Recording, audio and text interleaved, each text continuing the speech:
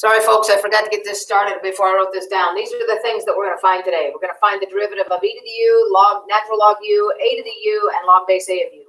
We're going to discover all of those things. We're starting to derive the first one.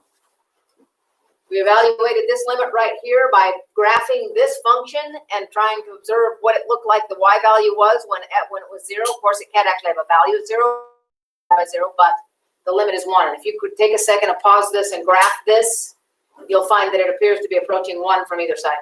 So that's what we're going to depend on. Now, we're going to consider this function y equals e to the x rather than u, so that we have an easy derivative since, well, not easy, but the easiest one possible since that derivative is 1. We'll have to apply the chain rule. We're going to go back to the definition of derivative. The definition, if you'll recall, is the limit as h approaches 0 of f of x plus h minus f of x over h. Do you remember the definition of a derivative? That. Yeah. F of x plus h minus f of x all over h. The limit as h goes to 0. That was our definition of a derivative. But isn't it f of it's f2? What? It's still f of x. The function. All right, let's do this in function notation. That's fine. F of x equals this. So f prime of x equals the limit as this function, f of x plus h is this function evaluated at x plus h minus f of x over h. Okay? Definition. Now, we have to remind ourselves of this nice little fact about exponents. If you have x to the m times x to the n, what is that? X to the m. No. X to the m plus n. N plus n. X to the m plus n. Yes. That's x. X. Which means that if I have this,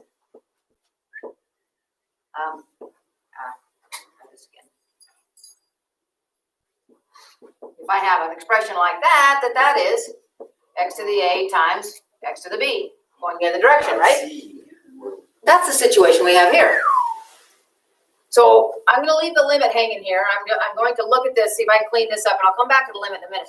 This expression right here is the same thing as e to the x times e to the h minus e to the x over h. Do you agree? Yeah. Okay. If I take the numerator and factor in e to the x out, I end up with e to the h minus 1 over h. Yeah. Well, that is e to the x times e to the h minus 1 over h. And that's the expression we just had that I raised. So if I come back to my limit now, if I take the limit as h approaches 0. Wait, can you do that? Yeah. But isn't the e to the x still over h? No, not when it's times. Okay. It's e to the x times this expression. E to the x is just in the numerator. I'm just pulling it down around the front. Because it's times here. If this were a plus, then yes, you'd have to put the h under both of those. But it's a multiplication. You see what's going on? Yeah. Okay. This is times right here, which means I can take the limit of this times the limit of this. Well, this one doesn't even have an h in it. So the limit as h approaches 0 of this one is e to the x times the limit as h approaches 0 of e to the h minus 1 over h, and that's 1. Wait, how did you get 1 from that? Well, we just got it. Yeah. But just to verify that e to the h minus 1 over h, its limit as h approaches 0 is 1. We established that in your calculator. So e to the u just equals e to the u, the derivative. Close. E to the x's derivative is e to the x. What? Its derivative is itself. It's the only function that is. Oh my gosh. That E to the x's, and you think about that for just a minute. If you have the graph of e to the x, it looks like this, and it resembles this, it's similar to that. This is a 1 right here. If you wanted to graph its derivative, what would be the slope right here? Very low. Very small, but still positive. Slope here is, guess what? 1. Slope here is, guess what? that value right there. Slope here is, then you track those slopes, and you get the same graph. That is so cool. Isn't that cool? Derivative of e to the x is e to the x. Yes. I just found out the But not use derivative of e to the x. I know what it is. Okay. What is u? E to the x. U is a function of x. Like e to the 2x squared minus 3. So then we have to apply the chain rule. So why Yes, do they you have have to the apply the rule chain written rule. in our book that it's e to the u times derivative of u? Oh, chain rule. Yes. So then it'd be. I think I might just. Oh, so if u is anything that isn't just one, like one. If it's not just x, then you have to also multiply times the derivative of that. That is. So let's try one and see if we can apply this, because it's all still rather obscure. But e to the x is its own derivative. Cool. Here we go, yeah, like super easy. Okay, so if we do the first example, we want to find the derivative of y equals, what does that say? X plus x squared? Yeah. Is that what that says? Yeah. Okay. Whoa. Okay, so we have an example one, y equals e to the x plus x squared. The derivative then is e to the x plus x squared. That never changes in the first part of the derivative. It is just itself. Then times the derivative of this, which is, so if you distributed it, it would be e x plus x squared times, or no, plus 2x e to the x plus x squared. If you distribute it, or you can leave it like that, I don't care, that's fine. Oh. We deserve to choose. I distributed this times this times that. Oh, so okay, I see. Yeah. Got it. Or you could leave it like this, I don't care, So it's the fine, first it's part fine. is basically technically e to the x plus x squared times 1. And then by the first, okay. All right. If you left it in this form, it would be more customary and more normal to put this on the front of the e in parentheses. Either way is fine, distributed. Okay. So let's consider now the derivative of a to the x. Let's stick with exponents for a minute. So I'm going to erase this example. I'm going to try to figure out this one next, this one right there. We have to get a little bit clever here. Have to remember some things about exponents. If my function is, I'll go ahead and I'll use function notation. F of x is equal to a just to the x. We'll bring in the du and that kind of stuff in a few minutes. But if this is what we've got instead, and a is any other constant other than e, 4, -2, square root of 1, well, not square root of 1. 1 to the x is always 1, so we don't need, with the a has to be positive and not 1. Just for a second here, I want you to try this out. Let's say that a wasn't positive and we made it really ugly like this. What if we wanted to do the negative, well, let's take -2 raised to the square root of x. No, square root of 2. Anybody find that value? -2, that's a thing we're powering, which is not positive, and we're going to raise it to the root 2. What do you suppose that is? In other words, we're going to multiply -2 times itself 1.4142, so blah, blah, blah, blah, irrational times. That is a very strange notion. If we had 2 of these, it would be positive. If we had 4 of these, it would be positive. If we had 9 of these, it would be negative. But we don't. We have the square root of 2 of these to multiply together. That's a strange idea. What is that? Try it in your calculator. It's like -2.665. -2.665.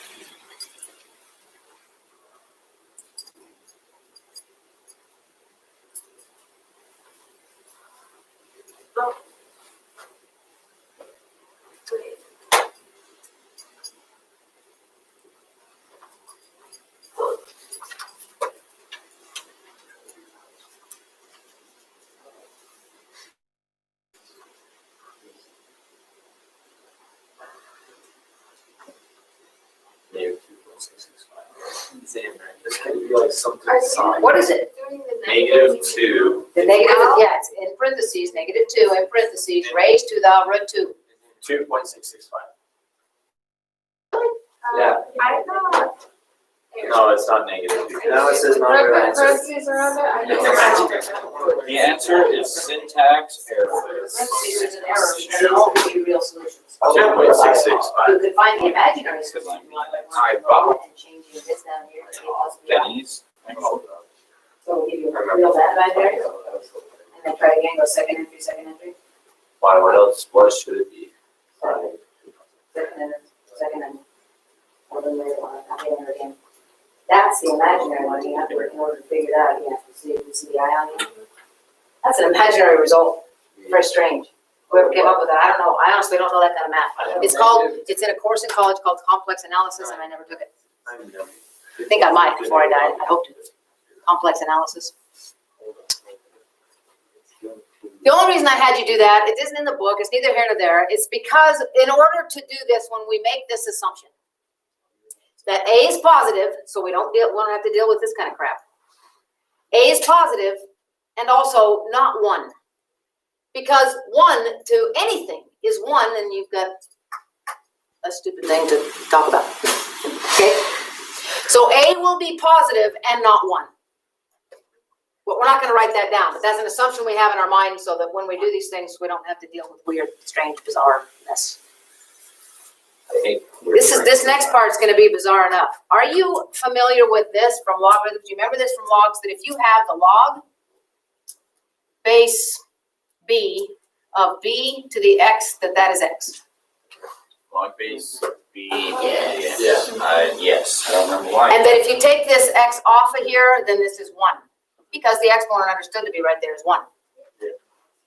And if you have this, the log base b of b to the 3x minus 2, that's 3x minus 2. Because the base of the log and the base of the exponent are the same, and those are inverse operations, they undo each other just like that does. It's the same notion. Inverse functions involving the same square rooting and a square. I mean, if that were cubed, that would be the same. This is just x. These undo each other, leaving you with this in the same way that this square root undoes this, leaving you with that. You following? We're going to exploit that little idea right here because we know something about e to the x. We just derived that. We can rename this, if you think about it, as e. Now, this is kind of backwards what I just showed you. Let me show you that one. Hang on just a minute. If I have b to the log base b of x, that is also x for the same reason that this, when I put the square on the outside, is also x. It doesn't matter which one's undoing the other. So you have you start out with an exponent base b raised to a log base b. They undo each other in the same way. One's the reverse of the other. Okay? This is the one I'm going to exploit here. I am going to rename this expression right here as e to the natural log of a to the x. Isn't that the same as a to the x? Kind of a clever renaming, right? Just a minute. Hang on here. Hold your horses. Isn't this using another property of logarithms? Do you understand that that expression right here can be rewritten this way? Yeah. Everybody following that? So this expression right here is exactly the same as this one. Very strange renaming, but they're the same. So if I rename f of x this way, and I want to find the derivative, using what I just learned in that top one up there, what's this going to be? First of all, it's going to be e to the x ln a times. Derivative of x ln a. And what is that? We have to do something like the same thing. Yeah, product rule. That's what we're finding right now. No, wait a second. Listen. Shh. Shh. Shh. What is, listen. What is the derivative of bx if b is a constant? B. B. What do you know the natural log of A to be? A constant. So it's just natural log A. Yes, it is just the natural log of A. Oh. Well, that's boring. Sorry. Can we simplify this at all? Doesn't the natural log of A do something like simplified? Because it's natural log of A e to the x natural log. Yeah, we got an E and a natural log. Can you use anything you remember from logarithms to fix that? You can probably just kill ln.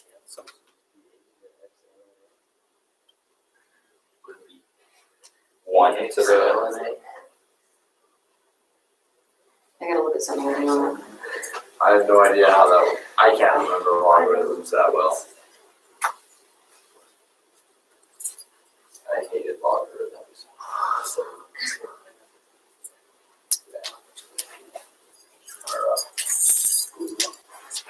Take a look at this right here and look up through what we've done so far and see if any of the things we have in this line can be renamed as something simpler.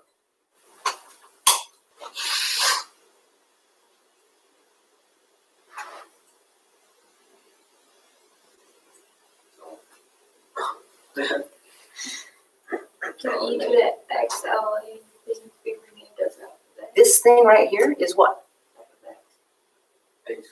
A to the x?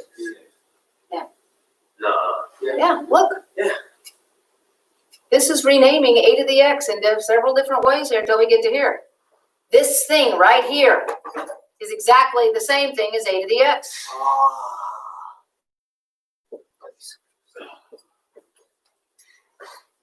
That's the derivative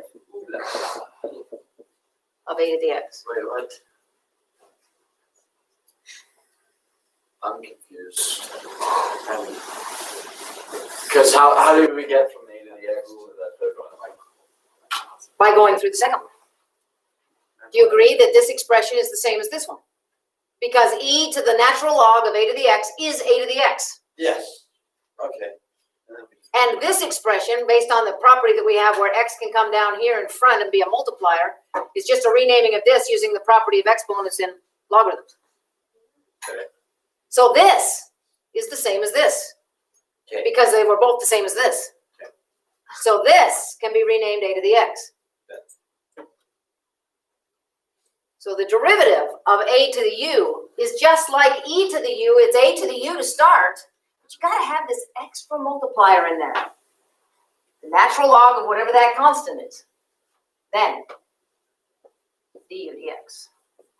So when you're doing something that is an exponent that is in a constant other than e to the u, you have to throw in this little extra piece. So the derivative is a to the u, just like that was the derivative here was e to the u. It's a to the u, and then times this constant, then du dx.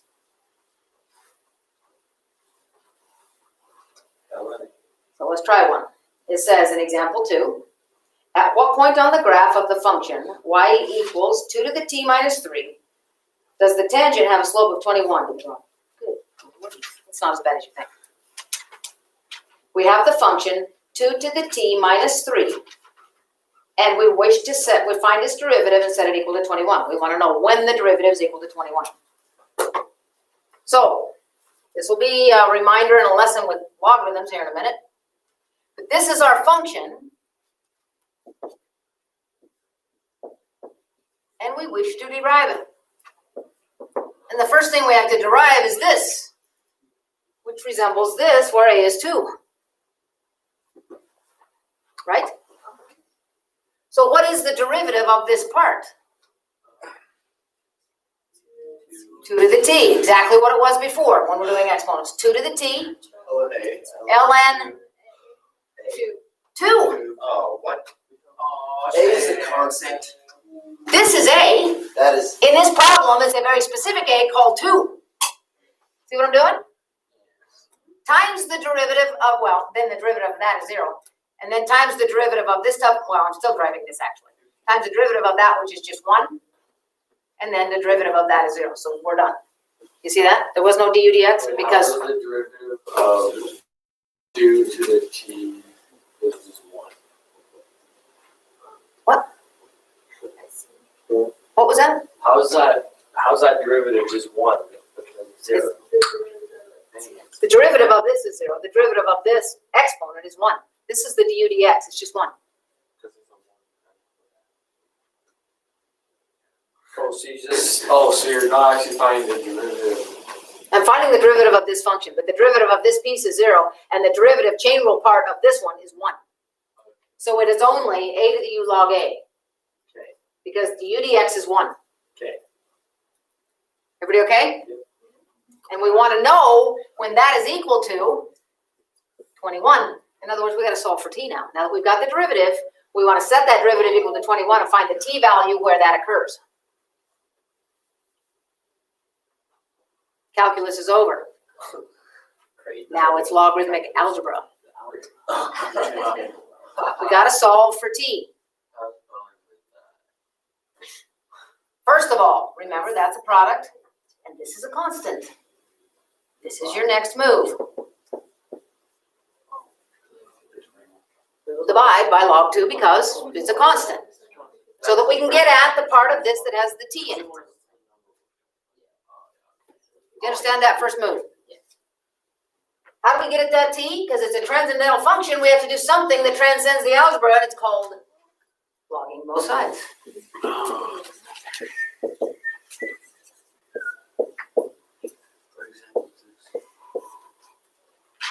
So we're logging both sides, and as we log it, we get to bring the t down around front. So I log this side, bringing the t down, and I log this constant, so it's the log of something over a log. It's okay, calculator doesn't mind. And then the last thing, again, this is a constant times t. So t is going to be the natural log of 21 over the natural log of 2 divided by the natural log of 2. That's just following the algebra. And then you grab your calculator, now that t is isolated, and see if you can make that happen. Wait, can't we do it a couple more times? Can't we simplify? It's quite possible, but I don't want to. I just want to grab my calculator. That's 4. That's great. And then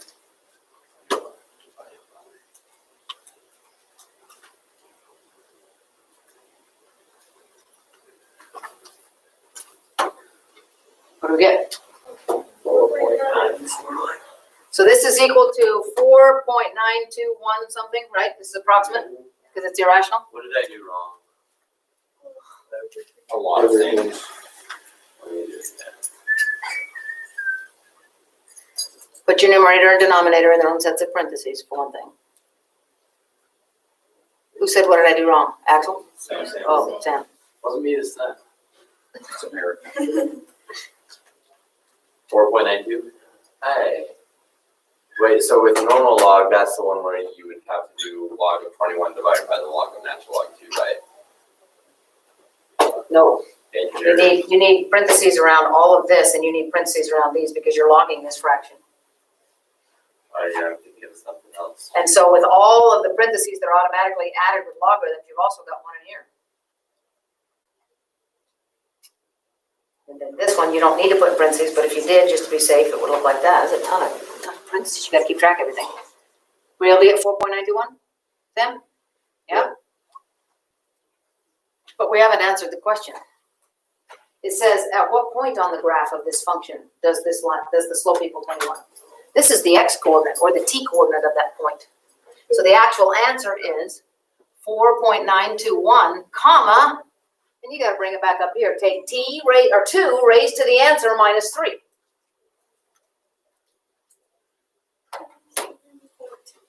$27 point what? So if it asks for a point, you got to answer as a point. So you got to go back and plug it in. Find out the y value that goes with it. Whoa.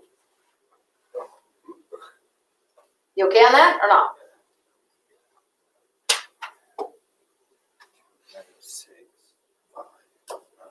You guys are remembering all your logarithm stuff, huh? I would rather not. Dredging it back up. Oh, that doesn't matter because you have to.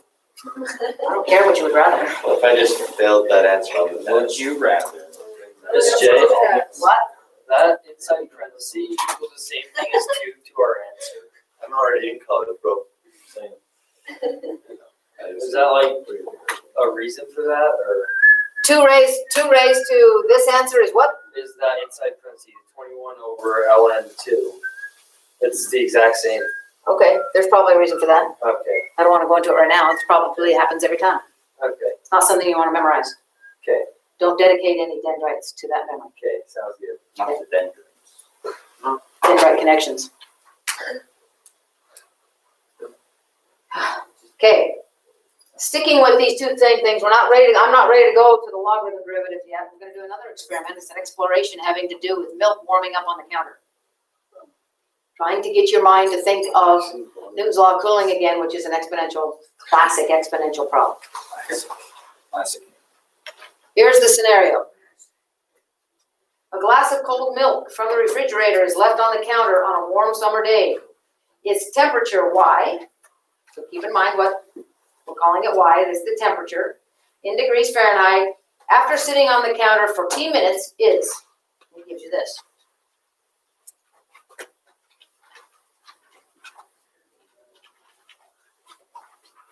So we've got our function involving a temperature, well, actually a time, which is little t, and a temperature, which we could call big T, but they're calling it Y. So keep in mind what Y is. Y is the temperature of the milk at any given instant. Little t is the time that has elapsed since pulling it out of the fridge. Ooh, dang, that's not what I wanted.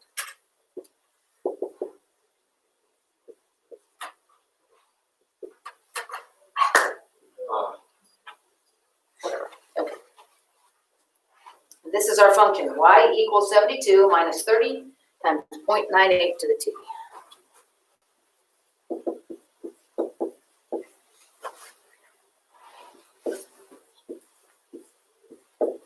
Okay, exponential function. Let's see from based on, remember, this is temperature. That's time. Okay. What is the temperature of the refrigerator? 30. It's not 30.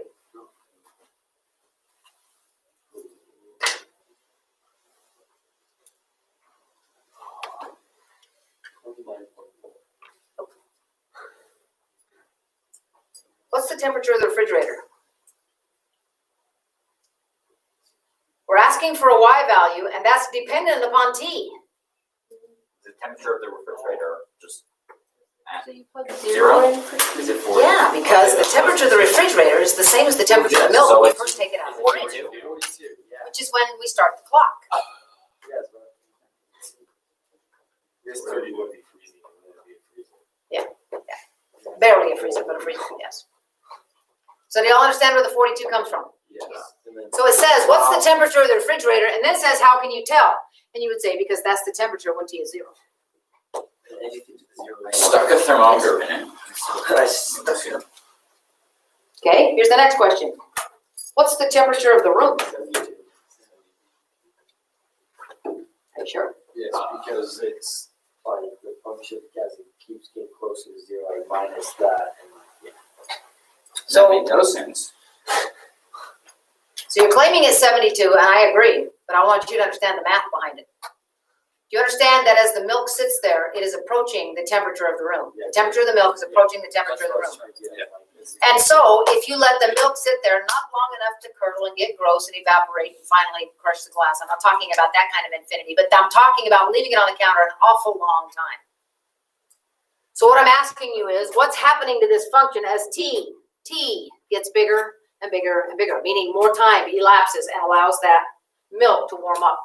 The slope is getting smaller and smaller and smaller. The slope is getting smaller, smaller, smaller, that's true, but whenever you power something less than 1, every time you use it, you get a smaller.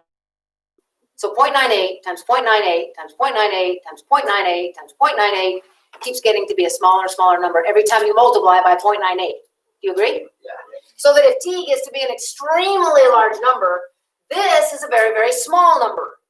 Times 30 is a very, very small number. It's approaching 7. but never will be. Never actually gets there mathematically speaking, but it will. It will, It will. yes.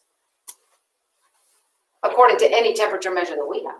Any temperature gauge that we have that's, I don't care how precise it is, it will eventually measure 72. If everything in the room remains the same. Now, this is a warm summer day, of course, temperature changes up and down, even in a house, when people walk by, it changes. But The temperature remained at a constant 72, that milk would eventually be 72 with any capability of measuring we have. Mathematically speaking, though, it is asymptotic at 72. Getting closer and closer and closer forever. Yeah? You with me? Yes. Okay. When is the milk warming up the fastest?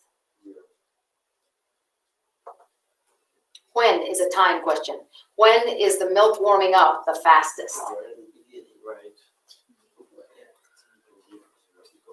Right at the beginning, you're right. And here's why, graphically speaking, and then we'll do it calculusly speaking. This thing starts out at, what did we say, 42? And it's warming up. So this is 42, and this is 72 of the room. This is where it's approaching. It's going to go like this. That'll be the graph of our function, something like that. And this, when it says how fast is it changing, when is it changing the fastest? In calculus, when you see how fast is it changing, you're talking slopes, and the steepest slope of this curve is right there. That's the fastest change because it has the highest valued slope. That's graphically speaking. Now let's take a look at the derivative of it. What is y prime?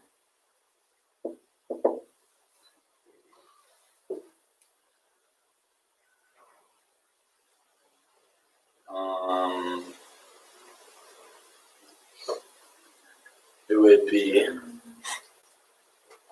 72 minus 30. Really? No, get rid of 72? 72. We do not do Care about 72. Okay, well, we have to try it. Yeah. 72 goes away. Negative 30. 0.98 to the T. whatever 8, yeah, 0.98 to the Natural T log of 0.98 0.98 T times times derivative times what? of T. Derivative, Which is 1. just 1. Okay. Boom. But do we keep the negative 30 like that? Yes, Yeah, there's one. How? because the log of something less than 1 is negative. And a negative times a negative is positive. Well, I know, but do we keep the 30 there? Yeah, you do. It's a constant. There's an argument for that on the previous page. It's like any other derivative. You got a constant on the front, it just tags along. Just eliminate it, take your derivative, and tag it back on. Why don't you reply to the next one? Still L and A. Yeah, it's the natural log of 98. 0.98. Oh, but isn't 30 technically part of A still? Because No. we've tagged all. No, No. it's not. The derivative of this is this right here. Because that number's changing, but 30 doesn't. And the constant just tacks on to any derivative. Got We good? Yeah. Okay, now I want you to graph this. Graph this and see if you can find a decent window. Graph the derivative. A decent window? Yeah, just see if you can find a window that you can see something in. You know, a decent. You can start on a standard one and then adjust it if you want.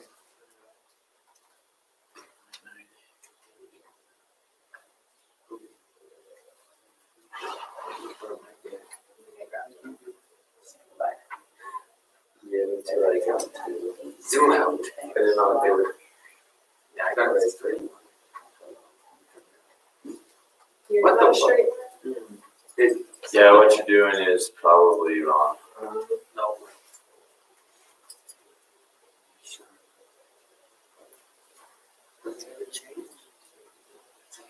Uh-oh. Error. That's my Negative 30. That's what's saying it. Selection window. We forgot to multiply by T. No, we didn't. No.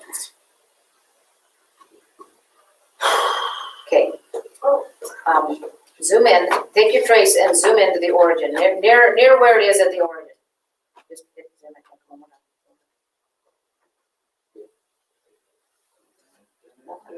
Let's drop it down. Put your tracer right here. Put your trace. Just go trace, go back to graph, yeah, get trace, and, yeah, zoom in again, did you? Hang on. It's not dropping you in that one though.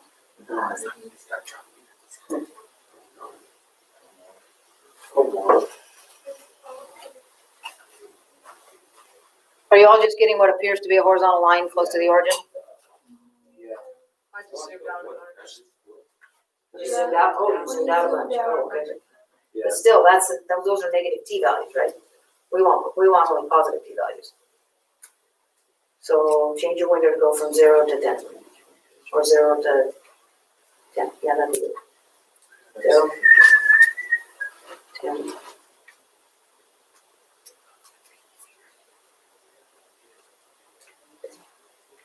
Or what is dropping? Y bars, enter. Okay, make your y values go from 0 to 1. I'm getting, like, with the line window, I'm getting this weird thing. Yeah.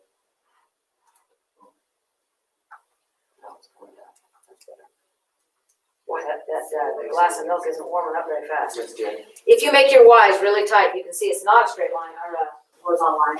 But what one did you get there? 0 to 100 for my x's. Okay, so change your x's to go from 0 to 100 and your y is just from 0 to 1, right? I'm at like 1.2. Alright. Wait. It's like 1.5. What's going down there? At any rate, if you get a window where you can see some change, whatever it is, this only goes out to 10.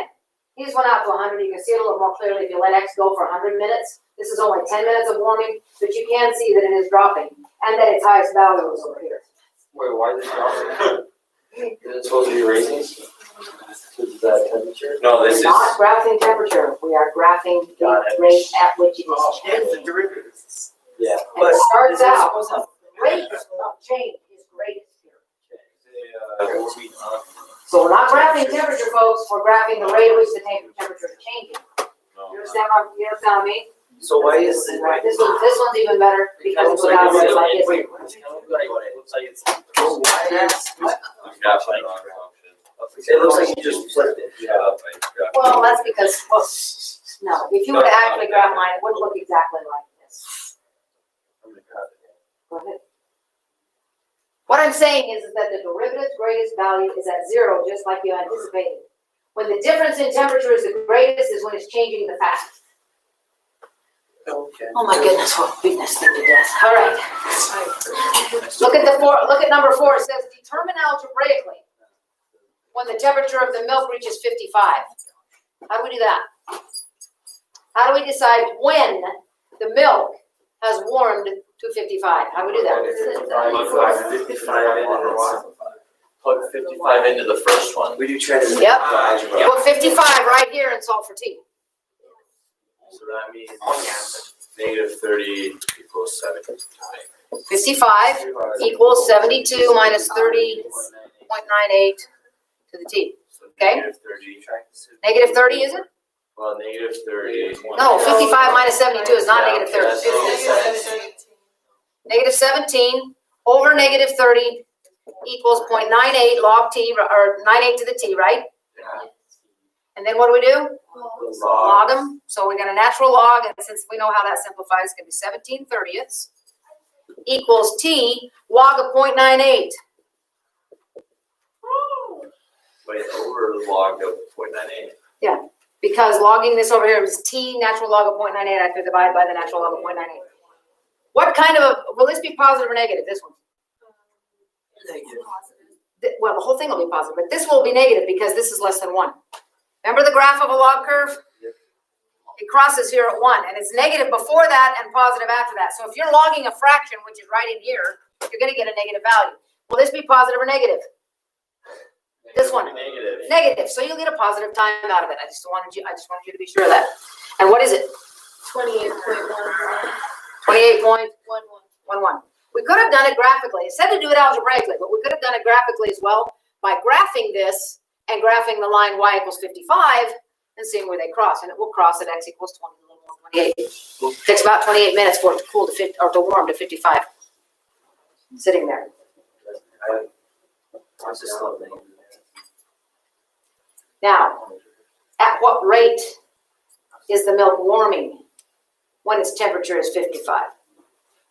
How quickly is it warming when 55 degrees? Now we find it. It's 5. This is the rate at which the temperature is changing. This is the rate at which the temperature is changing. So let's put a, what do we put in here? 55? 28.11. Wait, One of those two. Something. One into the time. Yeah. Yes, because this is the rate at which it's changing. Yeah, so you would do. So this is not what we're plugging in, it's this. When it reaches 55 is this time element, so now you have to evaluate this side with t equaling your answer. So you're right, but we're looking, what I was trying to emphasize is that we're looking for the rate of change, which is this thing here. So this isn't your plug-in, this is, and it's based on what we got here. What is it? 0.34 what? So this evaluated at 55, y prime of 55 is 0.34 Degrees. Fahrenheit degrees per minute. Those are the appropriate units. It's changing at about a third of a degree per minute when it reaches 55. That's how quickly it's changing, which isn't much, as you saw in your graph. But you got to have the appropriate units on it. You got to understand what you got here. This is a rate of change. So the units have to be a rate. It's a something per something. It's Fahrenheit degrees per minute. It's not degrees Fahrenheit. It's Fahrenheit degrees per minute. About a third of a Fahrenheit degree per minute. So you don't put degrees Fahrenheit, you put Fahrenheit degrees. Wow, that was fun. That's kind of weird. Yeah, it is. Okay, let's try and see if we can develop this one. I don't think I'll get clear done today, but you'll have a lot of stuff you can use. Let's see if we can go to a logarithm and develop that. We've talked about exponents and different scenarios and warming up and stuff. You can rely on your intuition on this, but sometimes you have to rely on the math too.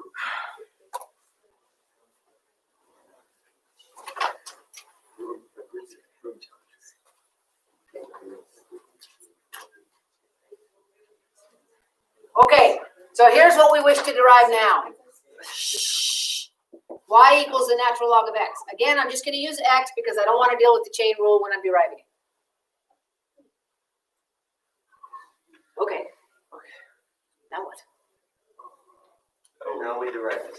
Right. Not yet. You gotta rewrite it.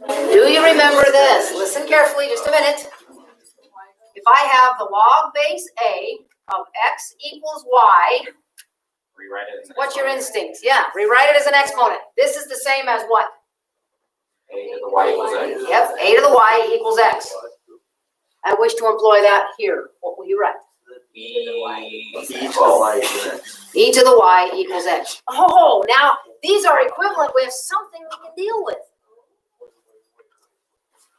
These two things are exactly the same, just as these two things are exactly the same. So let's derive this because we now have something we can deal with. Because we know this. What's the derivative of this side? Y times dy dx. Equals One. 1. What's dy dx? 1 over e to the y. And what is e to the y? Log natural x. I think. Just plug this x one. That's what I meant. Asymptotic. Oh, I knew it. Oh. E to the y is x. So this e to the y gets replaced with x. Now remember, a logarithm is only defined for x's which are positive, right? You know what the graph of this looks like. So it's only. It looks like that, but we will only consider this one because our x's for this, you can't have a domain of your derivative that's bigger than the domain of the original. The domain of this is strictly greater than 0, so it is only this branch of 1 over x that we will take. You multiply it by this, the chain rule thingy again. Yeah, we will. But I want to talk about this for just a minute. The natural log curve, folks, looks like this. Look. And look, right here, really close to 0, aren't its slopes really, really steep and large and positive? Look at that. And look at the slope out here ways. Isn't that a pretty shallow slope? Still positive? Yes. But small, still positive. So this makes sense that graphically that this would be its derivative. When we expand that to where we're logging a function, then the derivative will be 1 over u, just like we got 1 over x there, but then the u dx. So by the chain rule, we will also derive that, multiply by 1 over u. It's pretty easy. It's a pretty easy derivative.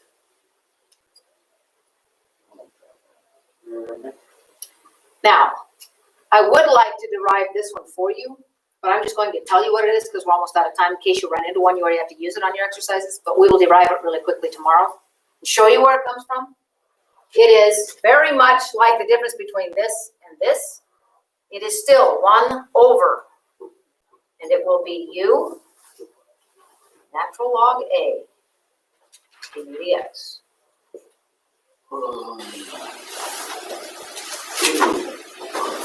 So it still has this natural log of whatever this base is. If that's a base 8, this will be log 8 down here. But it's still 1 over u, just like this one is. But the denominator, where the u is, also has a log a, very much like this one.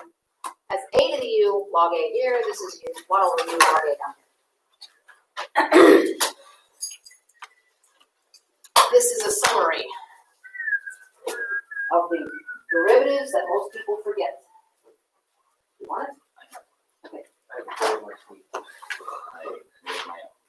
You may use it for a crutch while you were working on assignments, but you may not have it for the test. The only reason I'm giving you this is so that all of your unremembered derivatives are in one place.